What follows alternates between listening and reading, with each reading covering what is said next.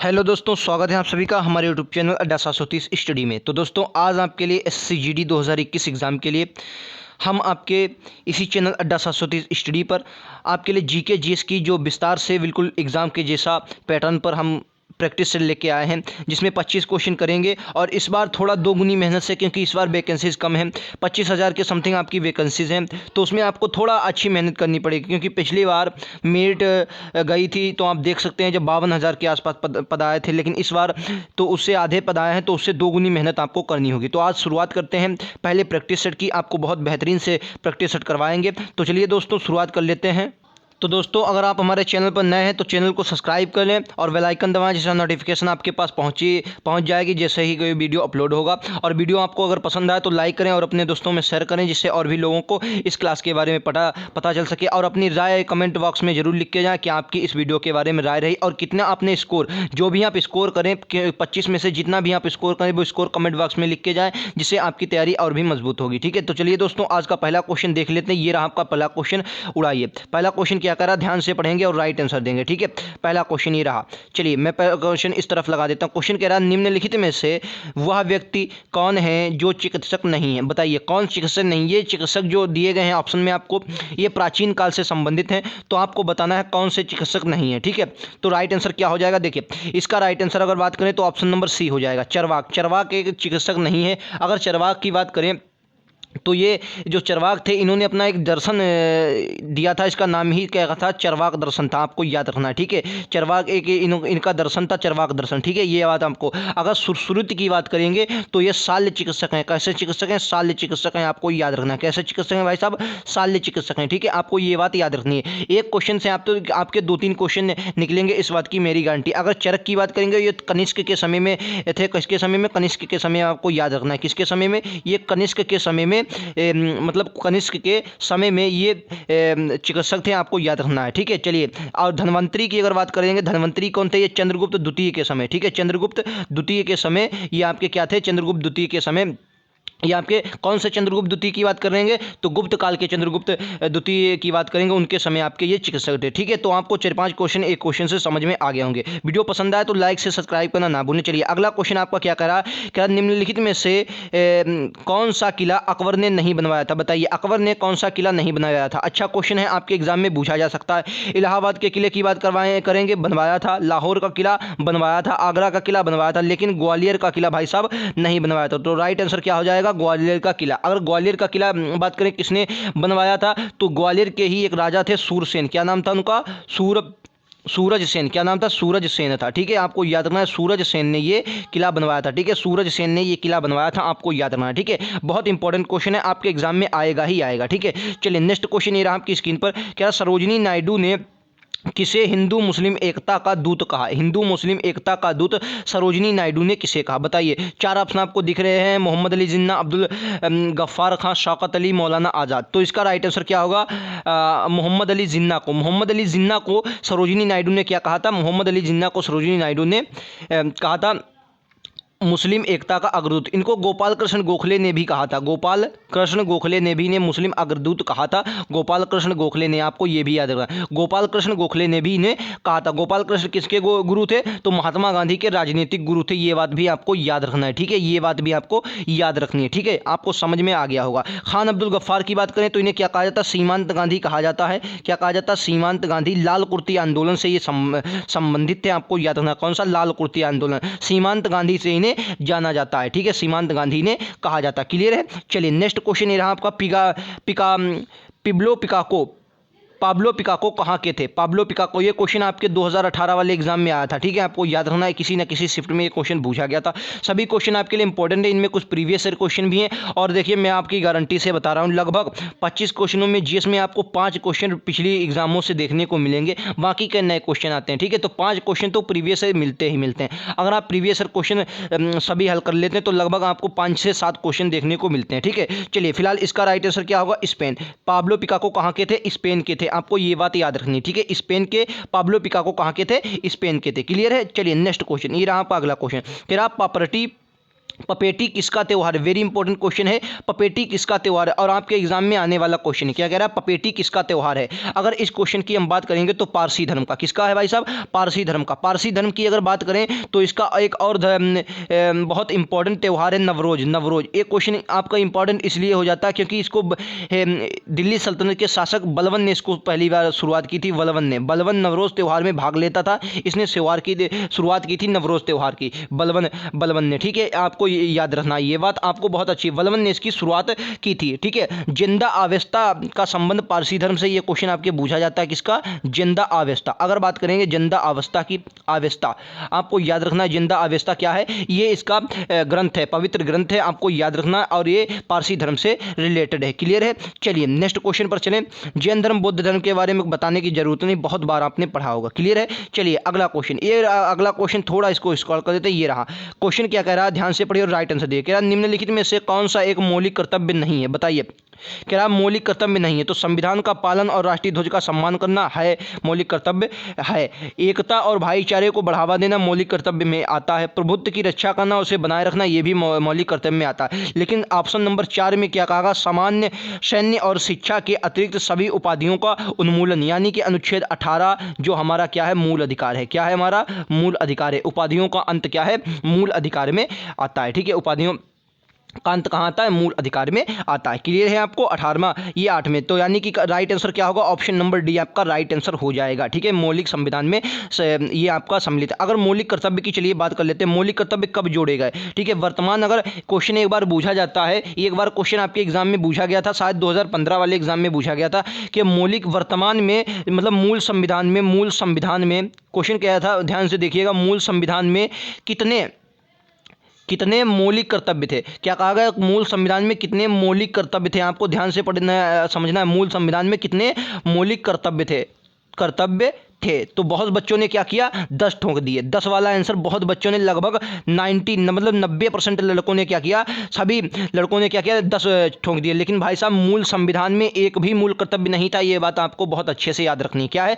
मूल संविधान में एक भी मूल कर्तव्य नहीं था। लिख लेना इस बात को। ठीक है, मूल कर्तव्य था संविधान में, मूल संविधान में नहीं था। मूल कर्तव्य कब जोड़े गए? तो आपको याद रखना 42वें संविधान संशोधन में, 42वें संविधान संशोधन में। कब? 1976 में। ठीक है, 1976 में ये क्या किए गए? जोड़े गए थे, आपको याद रखना है। ठीक है, 1976 में 42वें संविधान संशोधन में। लेकिन पहले इनकी संख्या कितनी थी? पहले इनकी संख्या कितनी थी? 10 थी। ठीक है, और किस समिति की सिफारिश पर? तो स्वर्ण सिंह समिति की सिफारिश पर ये जोड़े गए थे, स्वर्ण सिंह समिति की सिफारिश पर। ठीक है, स्वर्ण सिंह समिति की सिफारिश पर जोड़े गए थे।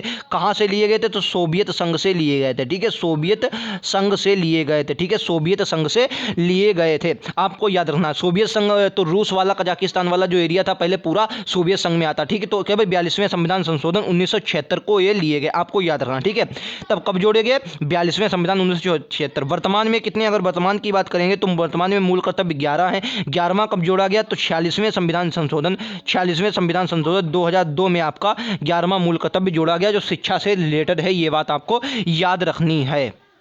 चलिए दोस्तों, नेक्स्ट क्वेश्चन ये रहा आपकी स्क्रीन पर। कह रहा है प्राक्कलन समिति के सदस्य कौन होते हैं? केवल लोकसभा के सदस्य कह रहा है चुने जाते हैं, केवल राज्यसभा से सदस्य चुने जाते हैं, लोकसभा और राज्यसभा दोनों से सदस्य चुने जाते हैं, लोकसभा के अध्यक्ष द्वारा नामित किए जाते हैं? बताइए, एक क्वेश्चन आपके एग्जाम में आएगा ही आएगा और बहुत अच्छा क्वेश्चन है। ठीक है, क्या कह रहा है? प्राक्कलन समिति के सदस्य कौन होते हैं? तो इसका राइट आंसर क्या होगा? बताइए, इसका राइट आंसर क्या हो जाएगा? ठीक है, इसका राइट आंसर क्या हो जाएगा? केवल लोकसभा, केवल राज्यसभा दोनों से आते हैं, या कह रहा चुने नामित किए जाते हैं? बताइए राइट आंसर क्या होगा? बताइए भाई साहब, इसका राइट आंसर क्या होगा? तो देखिए, इसका राइट आंसर होगा केवल एक, मतलब केवल लोकसभा द्वारा चुने जाते हैं। संख्या इनकी कितनी होती है? तो 30 संख्या होती है। केवल लोकसभा द्वारा चुने जाते हैं, 30 संख्या होती है प्राक्कलन समिति की। ठीक है, चलिए लोकसभा की अब बात आ गई। लोकसभा के बारे में आपको बात बता देते हैं कुछ। लोकसभा की अगर बात करें तो आपको एक बात याद रखनी है, सरला। क्या याद रखनी है? सरला।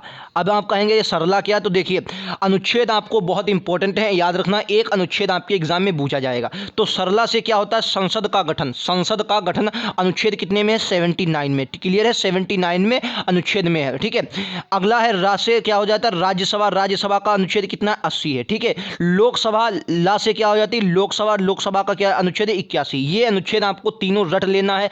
एग्जाम में एक अनुच्छेद आपको यहाँ से देखने को मिलेगा, मूल अधिकार आपको रट लेना है, या तो वहाँ से या तो यहाँ से क्वेश्चन पूछा जाएगा, ठीक है। तो सरला आपको याद रखना है, ठीक है। तो लोकसभा का हमने देखा, लोकसभा का अनुच्छेद कितना हुआ, लोकसभा का जो अनुच्छेद हुआ है वो अनुच्छेद कितना हुआ, 81। लोकसभा का अनुच्छेद कितना हुआ, 81 हुआ, आपको याद रखना। कैसा सदन है लोकसभा, तो अस्थायी सदन है। ऐसा अस्थायी सदन मतलब क्या होता है, इसका कार्यकाल, तो अस्थायी सदन है तो कार्यकाल होगा, कार्यकाल भैया कितना होता है, 5 वर्ष होता है, 5 वर्ष होता है। इसके सदस्यों का कार्यकाल भी 5 वर्ष होता है और लोकसभा का भी कार्यकाल 5 वर्ष होता है। क्या लोकसभा 5 वर्ष से पहले भाई मतलब जा सकती है, तो बिल्कुल जा सकती है। अगर कोई मंत्री हट जाता है तो आपका लोकसभा मतलब क्या होता है कि अगर सरकार गिर जाएगी तो लोकसभा भी स्थगित हो जाती है। क्लियर है, ये बातें आपको याद रखनी। 81 अनुच्छेद में अस्थायी सदन है, 512 है। वर्तमान संख्या कितनी है, तो आपको याद रखनी 552 वर्तमान संख्या है। 552 मतलब सदस्य संख्या है। वर्तमान में कितने हैं, 545, ठीक है। ये बातें दो इसमें आंग्ल भारतीय मनोनीत होते हैं, इस बार 2 आंग्ल भारतीय मनोनीत नहीं हुए हैं, ठीक है। ये बात भी आपको याद रखनी है। क्लियर है, चलिए राज्यसभा के बारे में बात कर लेते हैं। चलो राज्यसभा के बारे में अनुच्छेद अभी मैंने बताया 80 अनुच्छेद है। अनुच्छेद क्या है, 80 है। लेकिन इसका एक बात, राज्यसभा का कार्यकाल का होता है कोई कार्यकाल, राज्यसभा का कोई कार्यकाल नहीं होता है। ये बात आपको याद रखनी। कैसे, क्योंकि ये स्थायी सदन है। कैसा स्थायी सदन है, स्थायी सदन है, इसका विघटन नहीं होता। राज्यसभा का कोई कार्यकाल, लेकिन राज्यसभा के सदस्यों का, बहुत इंपॉर्टेंट क्वेश्चन है, सदस्यों का कार्यकाल कितना है, सदस्यों का कार्यकाल कितना है, 6 वर्ष है। राज्यसभा के सदस्यों का कार्यकाल कितना है, 6 वर्ष। लेकिन राज्यसभा का कोई कार्यकाल नहीं है, ये बात भी आपको याद रखनी है। क्लियर है, स्थायी सदन है, सदस्यों का कार्यकाल 6 वर्ष है। क्लियर, चलिए नेक्स्ट क्वेश्चन ये रहा आपकी स्क्रीन पर। निम्नलिखित में से कौन सी शीत महासागर धारा मतलब ठंडी जलधारा, आपको बहुत तकलीफ होती है कि ठंडी जलधारा और गर्म जलधारा कैसी। देखिए एक बात मैं आपको बता देता हूँ,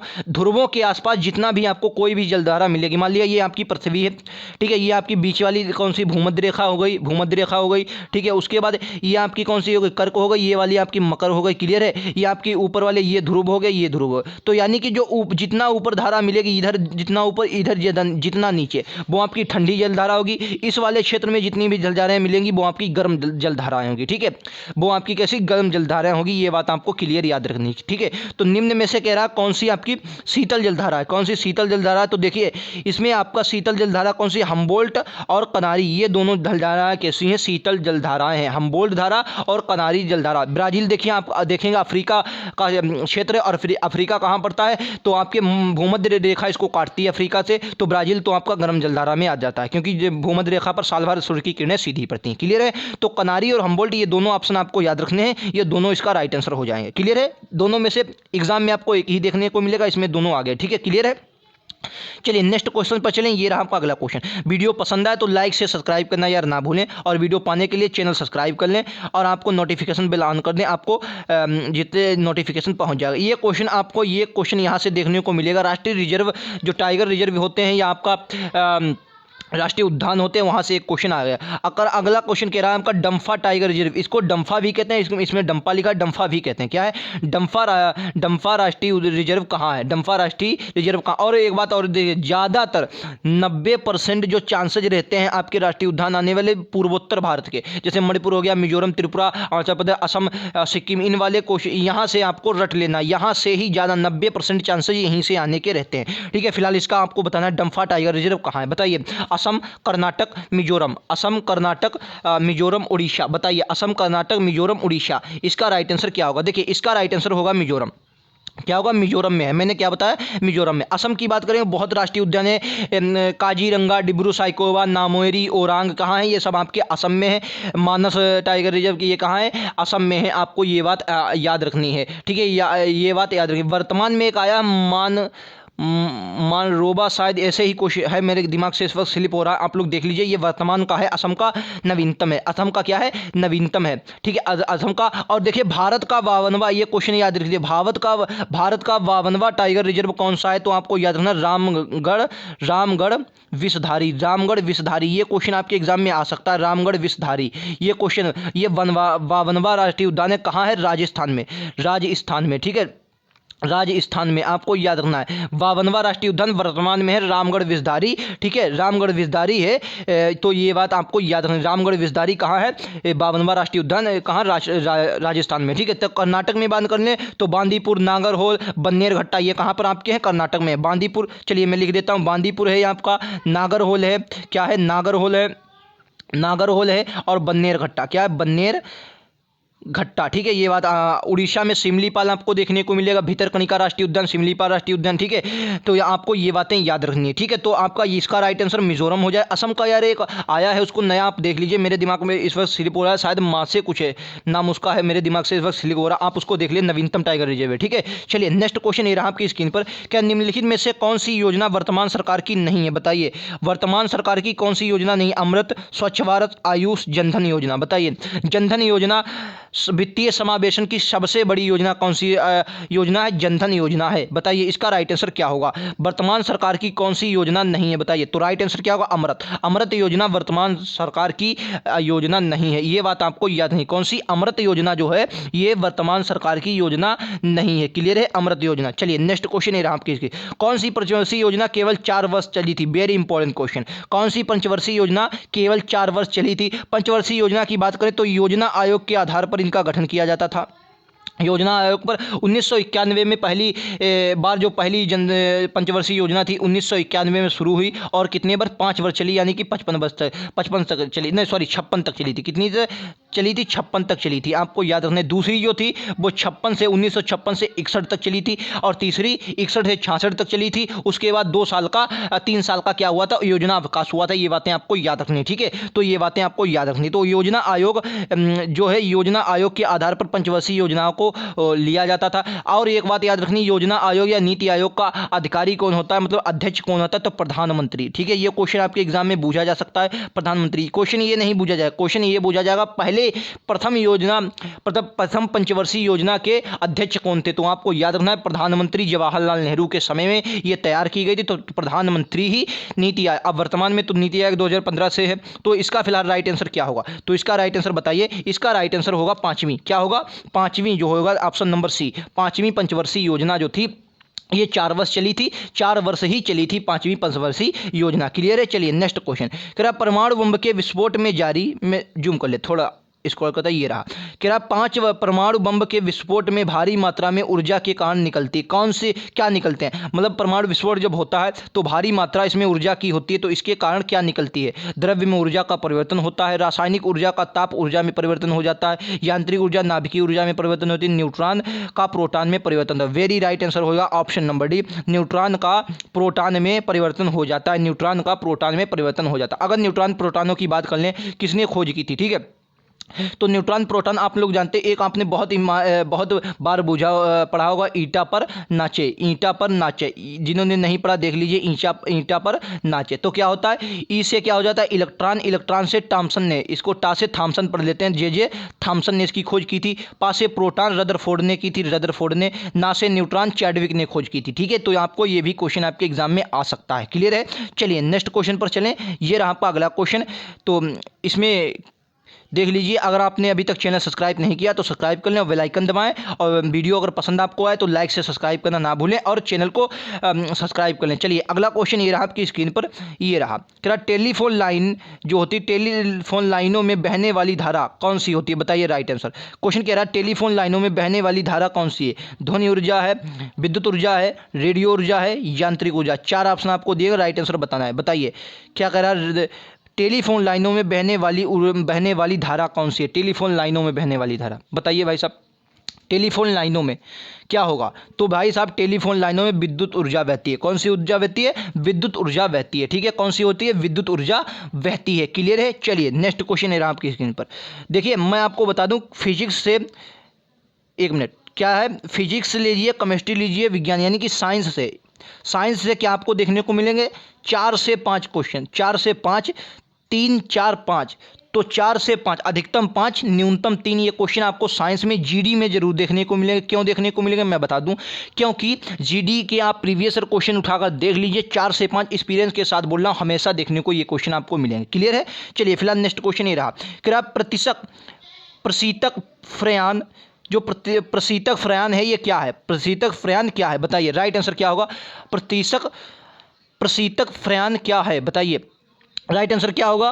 फ्लाई डाईफ्लोरोमेथन। अरे डाईक्लोरोफ्लोरोमेथन होता नहीं है आपका, मतलब जो ओजोन परत का क्षरण करता है, डाईक्लोरोफ्लोरोमेथन होता है, ठीक है, डाईक्लोरोफ्लोरोमेथन जो आपके ओजोन परत को क्षरण करता है। क्लियर है। चलिए अगला, कोयले के किस प्रकार में अधिकतम प्रतिशत कार्बन पाया जाता है, बताइए। वेरी इंपॉर्टेंट क्वेश्चन है, आपके एग्जाम में आएगा ही आएगा। कार्बन के किस रूप में अधिकतम प्रतिशत कार्बन का मात्रा पाई जाती है, अधिकतम किसमें कार्बन की मात्रा पाई जाती है। देखिए बिटुमिनस की अगर बात करेंगे लगभग कितना 75%, लगभग की बात कर रहा हूं मैं, लगभग 75% इसमें आपका कार्बन पाया जाता है।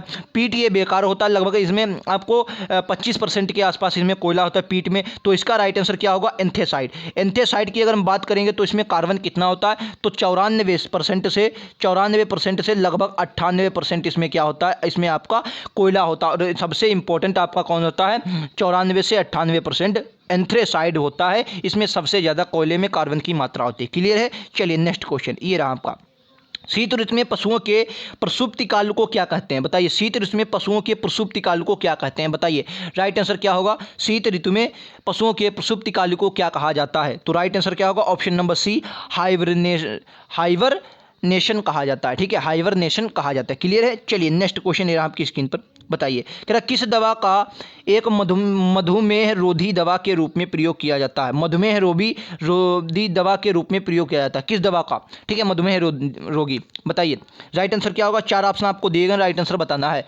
तो राइट आंसर क्या होगा, ऑप्शन नंबर बी, जोलपिडेम इसका राइट आंसर हो जाएगा। क्या हो जाएगा, जोलपिडेम इसका राइट आंसर हो जाएगा। क्लियर है। चलिए नेक्स्ट क्वेश्चन, क्या जलरोधक रेनकोट का आविष्कार किसने किया, जो आप वर्षा में पहनते हैं रेनकोट का। और ये क्वेश्चन कई बार 2015 में इसको आप देखेंगे, 2018 में आप इसको देखेंगे, और 90% आपका ये 90% ये आप 2021 में इसको भी देखेंगे। क्लियर है, क्योंकि ये क्वेश्चन आता ही आता रहता है। कुछ क्वेश्चन प्रीवियस जीडी क्या करता है, उन्हें उठा लेता है, ठीक है। तो रेनकोट का आविष्कार किसने किया, बताइए। रेनकोट का आविष्कार किसने किया, राइट आंसर क्या हो जाएगा, तो option number C, Charles Macintosh ने क्या किया, रेनकोट का आविष्कार किया। क्लियर है, आपको यह बात याद रखनी है। नेक्स्ट क्वेश्चन, क्या निम्नलिखित में से कौन सा भारत का पहला अंतर्ग्राहिक अभियान था, भारत का पहला अंतर्ग्राहिक, क्वेश्चन क्या कह रहा है, अंतर्ग्राहिक अभियान था, बताइए। भारत का पहला अंतर्ग्राहिक अभियान कौन सा था, तो मंगल मिशन, जो पहली बार में भारत ने सफल यात्रा की थी, ये बात आपको याद रखनी है, मंगल मिशन। और मंगल जो मंगलयान है ये किसने नोट पर है, तो 2000 के नोट पर ये आपका छपा हुआ, 2000 के नोट पर मंगल छपा हुआ है, ठीक है। मंगल मिशन वाला जो मंगलयान था ये किस पर छपा हुआ, 2000 के नोट पर छपा हुआ, तो मंगल मिशन इसका राइट आंसर हो जाएगा। अगला क्वेश्चन, नवीनतम पुस्तक, हाल ही में नवीनतम जो पुस्तक है वो कुरुक्षेत्र 2 कारगिल किसके द्वारा लिखी गई, बताइए। कुरुक्षेत्र 2 कारगिल किसके द्वारा लिखी गई, कुरुक्षेत्र 2 कारगिल किसके द्वारा लिखी गई, बताइए। कुरुक्षेत्र 2 कारगिल, बताइए, कुलदीप सिंह के द्वारा, किसके द्वारा, कुलदीप सिंह के द्वारा। ये क्वेश्चन आपके एग्जाम में आ जाता है, क्योंकि डिफेंस से रिलेटेड है, ये क्वेश्चन आपके एग्जाम में आ सकता है। क्लियर है, ऑप्शन नंबर डी इसका करेक्ट आंसर हो जाएगा। नेक्स्ट क्वेश्चन, अगला क्वेश्चन ये रहा आपकी स्क्रीन पर, क्या भारत में प्रतिवर्ष राष्ट्रीय विज्ञान दिवस कब मनाया जाता है, बताइए। भारत में वर्ष राष्ट्रीय विज्ञान दिवस कब मनाया जाता है, राष्ट्रीय विज्ञान दिवस सीवी रमन के जन्मदिन पर यह बनाया जाता है। आपको याद रखना कब, सीवी रमन के जन्मदिन पर राष्ट्रीय विज्ञान दिवस मनाया जाता है। 28 फरवरी को राष्ट्रीय विज्ञान दिवस मनाया जाता है, ठीक है। राष्ट्रीय, अगर आर्मी सेना की बात कर लें, आर्मी सेना दिवस कब मनाया जाता है, तो भाई साहब 15 जनवरी को आर्मी सेना दिवस मनाया जाता है। क्लियर है, ये क्वेश्चन आपके एग्जाम में आ सकता है। चलिए नेक्स्ट क्वेश्चन, क्या निम्नलिखित में से अफ्रीका का कौन सा देश ओपेक का सदस्य नहीं। ओपेक क्या है, 4 ऑप्शन आपको देंगे, राइट आंसर बताना है। ओपेक क्या है, तो ओपेक एक पेट्रोलियम की एजेंसी है। इसका मुख्यालय कहाँ है, ये क्वेश्चन आपके एग्जाम में कई बार पूछा गया है। कौन सा मुख्यालय कहाँ, रोम में इसका मुख्यालय है, आपको याद रखना कहाँ है, रोम में। और पूरी दुनिया में लगभग 90% क्या करता है, जो पेट्रोलियम आता है ओपेक से ही आता है, ठीक है।